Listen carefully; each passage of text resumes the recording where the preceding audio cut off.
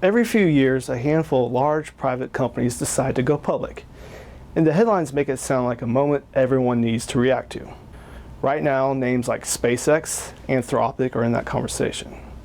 So this is a good time to step back from the headlines and look at what an IPO is, how the process works, and where it may touch your own portfolio, sometimes in ways you did not choose. Hi, I'm Chris McBee with Avion Wealth. Let's talk about what an IPO truly is and how it works. IPOs stand for Initial Public Offering. It is the point at which a company that has been privately owned by founders, employees, and early investors sells shares to the public for the first time and begins trading on an exchange.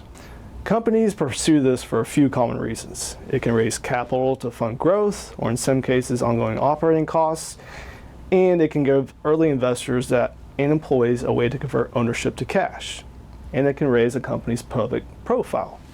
The reasons vary, and the motivation behind any single offering is specific to that company. The process tends to follow a recognizable path. A company files a registration document with the SEC. It works with investment banks to set an offering size and price. It markets the offering to large institutional investors, and then shares begin trading. Two terms are worth knowing. A lockup period restricts insiders from selling their shares for a set window after the debut, often around 90 to 100 days. And the seasoning period historically refers to how long a newly public company traded before major stock indexes would consider adding it. That second concept matters more than it used to, and here's why. Many people hold index funds inside a 401k or an IRA, often without thinking much about the individual companies inside them. That's part of the appeal of index investing. But when a very large company goes public, index providers must decide whether and how quickly to add it. After the dot-com era, many indexes required a company to trade publicly for a period and sometimes to show profitability before inclusion. For example, Tesla traded publicly for roughly a decade before joining the S&P 500. More recently, some index providers have moved forward towards faster entry rules for very large new listings.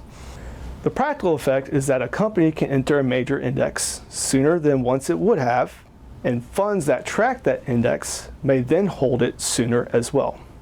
For someone who owns a broad index fund, that can mean gaining exposure to a newly public company relatively quickly without having made a specific decision to own it. This is not a statement that such exposure is good or bad. It's simply a reminder that the contents of a passive fund can shift, and that what is inside your portfolio is worth understanding. So when an IPO dominates the news cycle, the useful question is usually not, should I buy this? It is a set of more subtle questions. Do you know what your funds hold today? Has your exposure to any single company or any single sector drifted from what you intended? And does your overall allocation still reflect your goals and your tolerance for risk? These are the kinds of questions that deserve periodic review, regardless of which company happens to be going public in a given month. At Avion Wealth, we help high net worth individuals and families look past the headlines to the questions that affect their plans. If you would like a second set of eyes on how your current allocation aligns with your goals, we offer a complimentary second opinion service. We wish you the best of investing success. Thank you.